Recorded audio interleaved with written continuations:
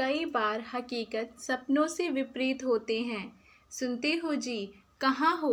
जब भी कुछ कहने की सोचती हूँ ये ऐसे ही छिप कर जाते हैं।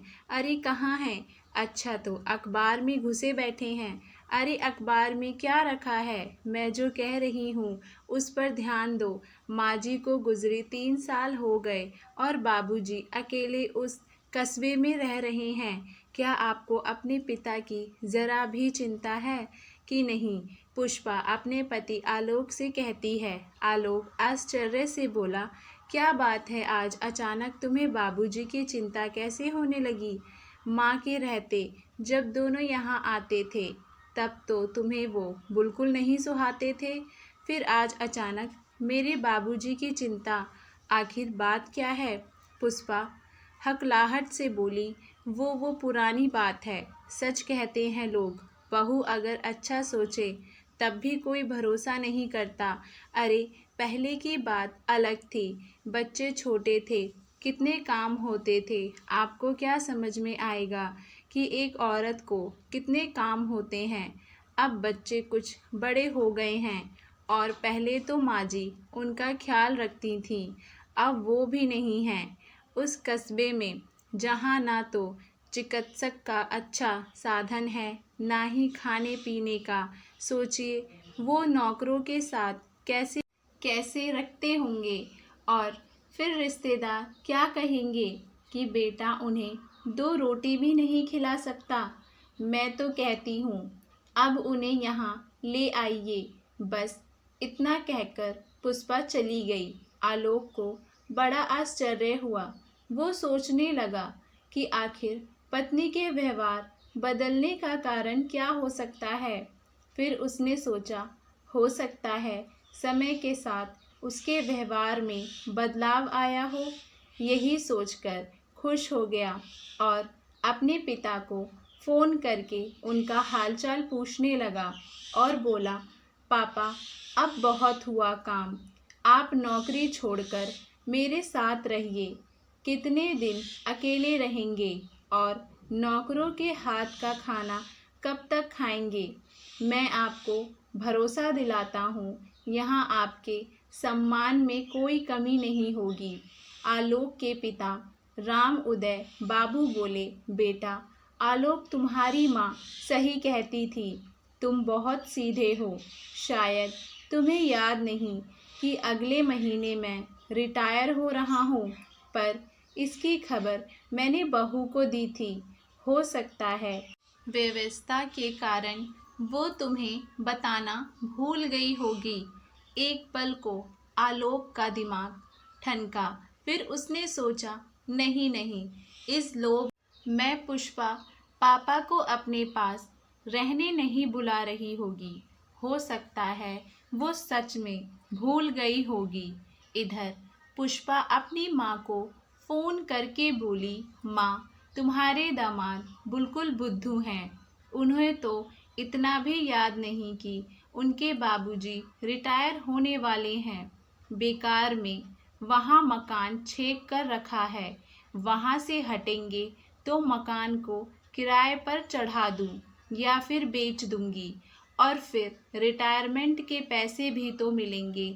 एक बार वो पैसे अपने पोते के नाम कर दें, उसके बाद चाहे जो हो, मुझे क्या फ़र्क पड़ता है। आलोक अपनी पत्नी की मंशा से बिल्कुल अनजान बस पिता को मनाने में लगा था। पापा अब मैं भी अच्छा खासा कमाता हूँ, क्या आप हमारे साथ नहीं रह सकते? आपकी बहू भी कह रही थी कि बाबूजी को यहाँ ले आओ। अब उसका व्यवहार बहुत बदल गया है, उसे आपकी भी चिंता होती है। राम उदय बाबू बोले, ये तो बहुत अच्छी बात है। चलो अच्छा है, कम से कम वो मेरे बारे में सोचती तो है। इससे ज़्यादा एक बूढ़े पिता को और क्या चाहिए।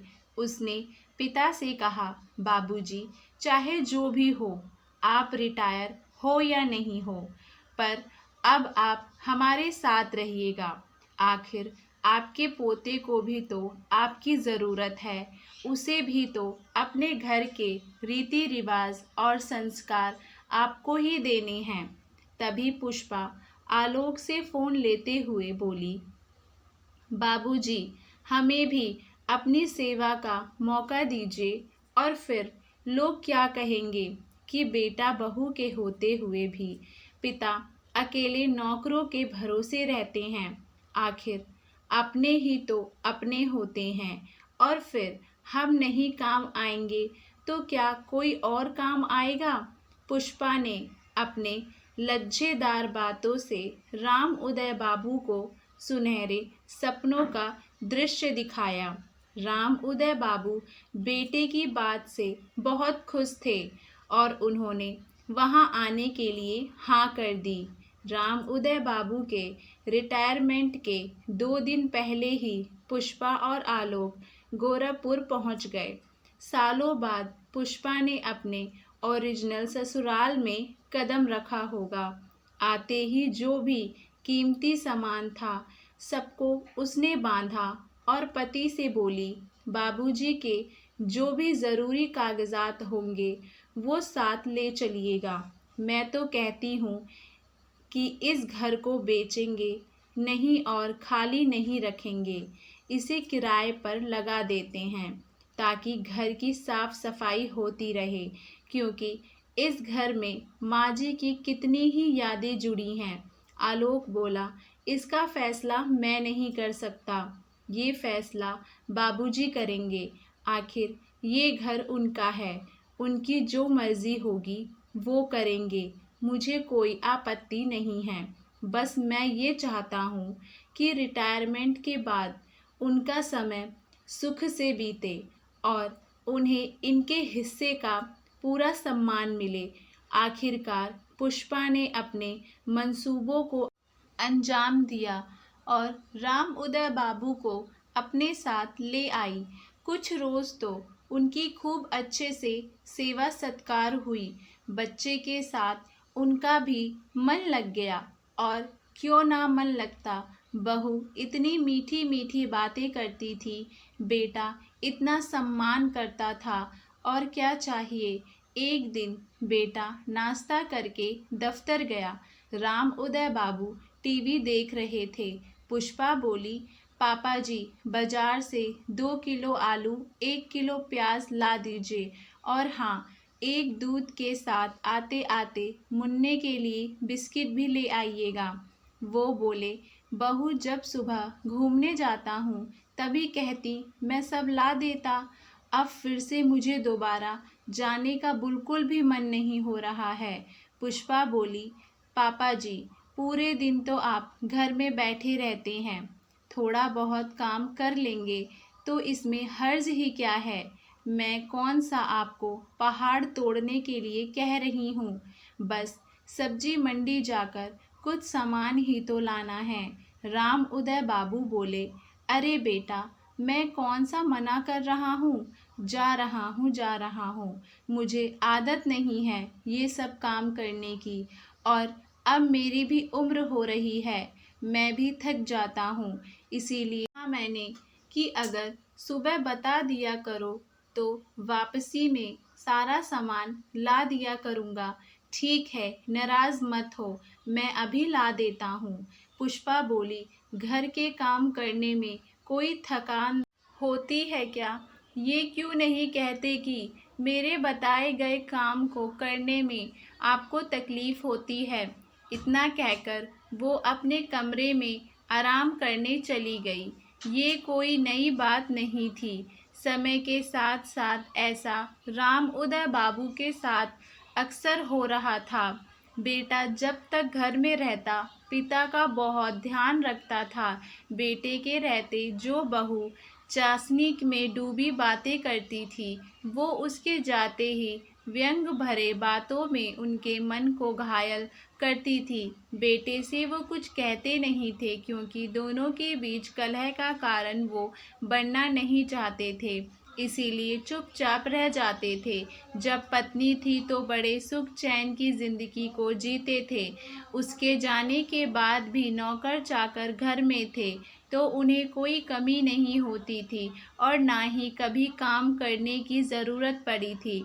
सब कुछ इतना अच्छा चल रहा था, परंतु अचानक हाई हार्ट अटैक के कारण पत्नी दुनिया को छोड़कर चली गई और राम उदय बाबू अकेले रह गए। बाजार जा रहे राम उदय बाबू सोच रहे थे कि अब वे करें तो क्या करें। ये सब काम उन्होंने कभी किया नहीं है। जो काम बहू पहले मीठा बोलकर करवाती थी, वही काम अब ताने देकर उनसे करवा रही थी। एक रोज़ तो हद ही हो गई जब आलोक की अनुपस्थिति में पुष्पा राम उदय बाबू से बोली, पापा जी, आज काम वाली बाई नहीं आएगी तो अपने बर्तन धो लीजिएगा, और हाँ, देखिएगा अगर सिंक में एक दो बर्तन हो तो उन्हें भी धो दीजिएगा। राम उदय बाबू सोच में पड़ गए कि माँ ने कभी आज तक बर्तन नहीं मजवाया, पत्नी ने कभी बर्तन मांजने को नहीं कहा, और आज ऐसे दिन आ गए कि बहू मुझसे बर्तन मजवाएगी। आलोक के आते ही वही पुष्पा इस तरह से बदल जाती थी मानो वो एक स्त्री नहीं हो, दो दो स्त्री के किरदार निभा रही हो। एक रोज राम उदय बाबू सुबह की सैर करके आए और थक कर लेट गए। आलोक उस वक्त घर में ही था। उसने कहा, क्या बात है पापा, आज आप थके थके लग रहे हैं। उन्होंने कहा, बेटा, आज जब मैं घूमने गया था तो मुझे चक्कर आने लगा था। आलोक बोला, पापा जी, 2-3 दिन मत निकलिए, थोड़ा आराम कीजिए, गर्मी बढ़ गई है, हो सकता है इसी वजह से आपको चक्कर आ गया होगा। इतना कहकर आलोक अपने काम पर निकल गया। कुछ देर बाद पुष्पा आई और राम उदय जी को सब्जी लाने को कहा। उन्होंने कहा, बहू, मेरी तबीयत ठीक नहीं है। पुष्पा बोली, पापा जी, सब्जी नहीं लाना है तो मत लाइए, कम से कम तबीयत खराब होने का बहाना तो मत कीजिए। अब घर में रह रहे हैं तो कुछ तो काम करना ही होगा। राम उदय बाबू बोले, ठीक है बहू, मुझे कुछ खाने को दे दो, थोड़ी सी ताकत आ जाए तो जाकर बाजार से सामान ले आता हूँ। पुष्पा ने 2 रोटी सब्जी लाकर उनके सामने रख दी। बेचारे चुपचाप खा लिए, फिर सब्जी लेने के लिए निकल गए। उसी अवस्था में वो सब्जी लेकर वापस आ रहे थे तो उनकी हालत पस्त हो रही थी। किसी तरह वो घर आए और सब्जी टेबल पर रखकर अपने कमरे में जाकर बेचारे बिस्तर पर पसर गए।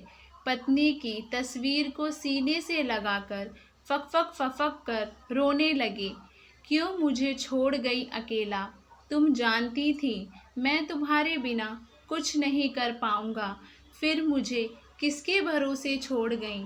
पुष्पा अपने कमरे से निकलकर आई और बोली, पापा जी, ये रोकर क्या जताना चाहते हैं कि हम आपके साथ अच्छा व्यवहार नहीं करते हैं? 2 वक्त का खाना मिल रहा है, सोने के लिए जगह मिल रही है, और इस बुढ़ापे में इससे ज़्यादा आपको क्या चाहिए? और इससे ज़्यादा मैं तो नहीं कर पाऊँगी। अगर आप अपने बेटे की गृहस्थी तोड़ना चाहते हैं तो उनसे मेरी शिकायत कर दीजिए। इतना कहकर वो चली गई। शाम में बेटा आया, पिता का हालचाल पूछा, उन्हें दवाई दी। राम उदय बाबू ने उससे एक शब्द नहीं कहा, पर अपमान का दंश अब उनसे सहा नहीं जा रहा था। उन्होंने मन ही मन कुछ फैसला किया और एक कागज़ में अपने बेटे के नाम चिट्ठी लिख दी। बेटा आलोक, मेरी जो भी संपत्ति है वो तुम्हारी है, पर वो संपत्ति सिर्फ और सिर्फ तुम्हारी और तुम्हारे बेटे की रहेगी। उस पर तुम्हारी पत्नी का कभी कोई अधिकार नहीं होगा। मुझे सरकार पेंशन देगी, उससे मेरा जीवन यापन आराम से हो जाएगा। अब तुम्हारे घर में मैं एक पल नहीं रह पाऊँगा, क्योंकि जहाँ मुझे सम्मान की सूखी रोटी मिलेगी वहीं मैं जीना चाहता हूँ। अपमानजनक कचौरी से अब मेरा मन भर गया है।